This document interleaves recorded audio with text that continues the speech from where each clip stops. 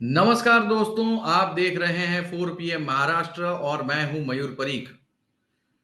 मुंबई शहर में इंडिया की बैठक पूरी हुई है। इस बैठक पर अगर किसी एक व्यक्ति पर सभी की निगाहें टिकी हुई थी तो उस व्यक्ति का नाम है शरद पवार। शरद पवार वो व्यक्ति है जिनका नेशनल इन्फ्लुएंस है, जो सभी किसी को एक साथ में रख कर आगे बढ़ सकते हैं। और इसीलिए चर्चा ये हो रही थी कि हो सकता है नीतीश कुमार या शरद पवार जैसा नेता जो कि सर्वमान्य हो, उन्हें कन्वीनियर की जवाबदारी जिम्मेदारी सौंपी जाएगी। लेकिन ऐसा नहीं हुआ। उसकी जगह पर एक कोऑर्डिनेशन कमेटी बनी और कोऑर्डिनेशन कमेटी में पहला नाम वेणुगोपाल है और दूसरा नाम शरद पवार, इनका रखा गया। दोस्तों, इससे कई सारी बातें साफ होती हैं। एक तो शरद पवार का स्ट्रेचर, और दूसरा शरद पवार ने आखिर क्लोज डोर मीटिंग में ऐसी क्या बात की जिससे तमाम विपक्षी दलों का भरोसा शरद पवार के ऊपर अभी भी बना हुआ है। जब मीटिंग शुरू हुई तो एक ऐसे माहौल में शुरू हुई, या फिर ऐसा माहौल मीडिया में बनाया गया जिससे ये चर्चा होने लगी कि शरद पवार का रुख क्या है, इस पर सभी किसी को शक होना चाहिए।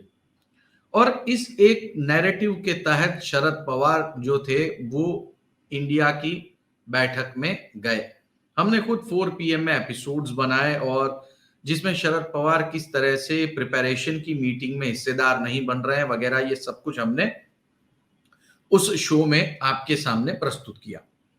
लेकिन इंडिया की मीटिंग जिस तरह से पूरी हुई और जो आउटकम निकल के आ रहे हैं, उससे ऐसा लग रहा है मानो लोगों का विश्वास अभी भी, यानी कि विपक्षी दलों के गठबंधन का विश्वास अभी भी शरद पवार इनमें बना हुआ है। और शरद पवार ने शुरुआत में जो प्रेस कॉन्फ्रेंस की, उस प्रेस कॉन्फ्रेंस में जो विश्वास दिखाया, अंत में उसके ऊपर मुहर लगा दी। शरद पवार ने कुछ ऐसा कहा जिसकी किसी को उम्मीद नहीं थी। आइए सबसे पहले हम शरद पवार का वो स्टेटमेंट सुनेंगे, उसके बाद हम विश्लेषण करेंगे शरद पवार की अगली राजनीति पर।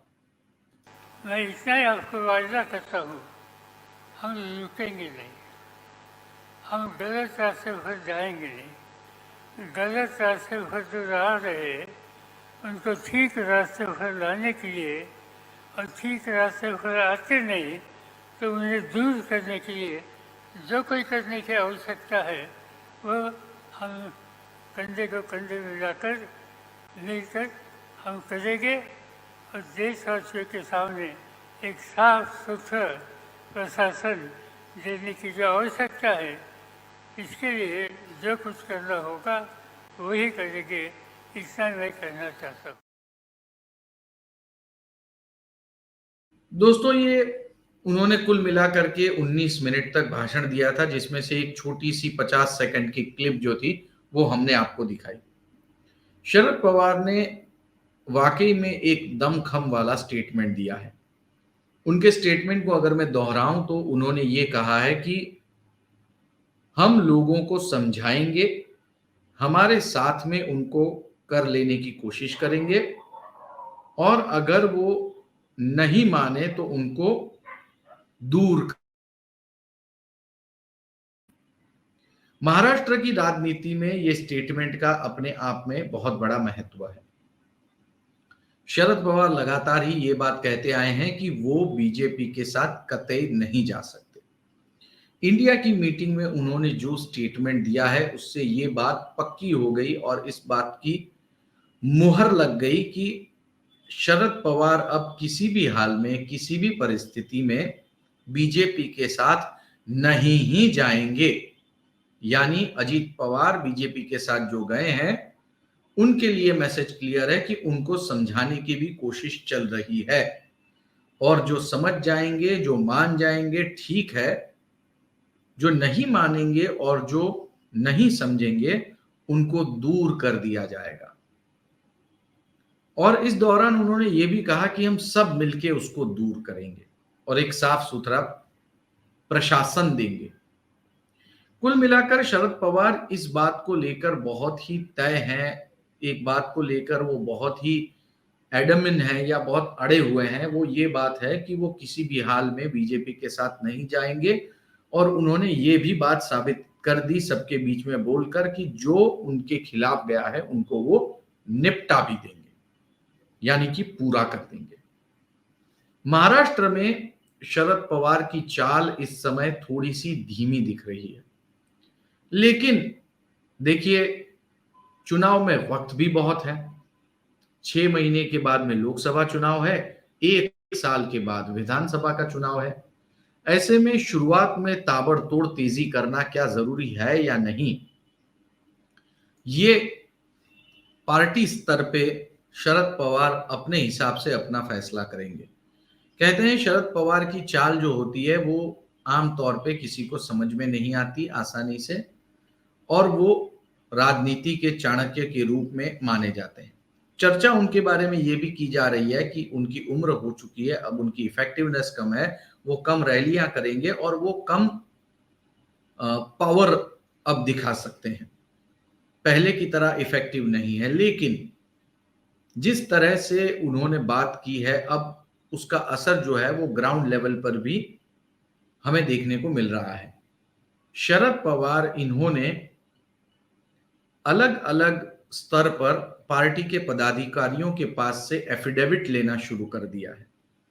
एफिडेविट का मतलब यह है कि वो किनके साथ है, शरद पवार के साथ या अजीत पवार के साथ, इसकी एफिडेविट ली जा रही है और इसी एफिडेविट के माध्यम से वो पार्टी में अपनी लेजिटिमेसी तय करने का काम आगे बढ़ा रहे हैं।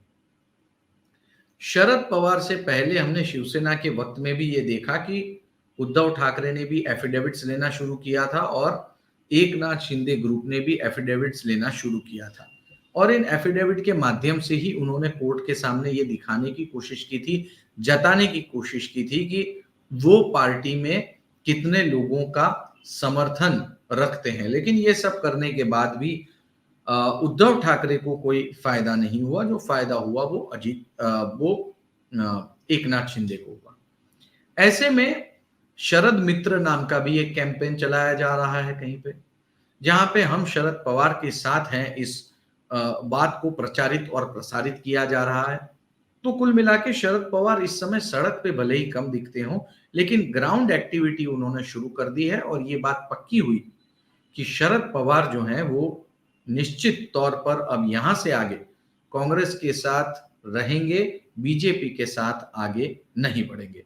देखना ये होगा कि जनता उन पर अपना विश्वास बरकरार रखती है या नहीं। दोस्तों, अगर आपको ये वीडियो पसंद आया हो तो लाइक करें, शेयर करें, कमेंट करें, चैनल को सब्सक्राइब करना ना भूलें। बहुत बहुत धन्यवाद।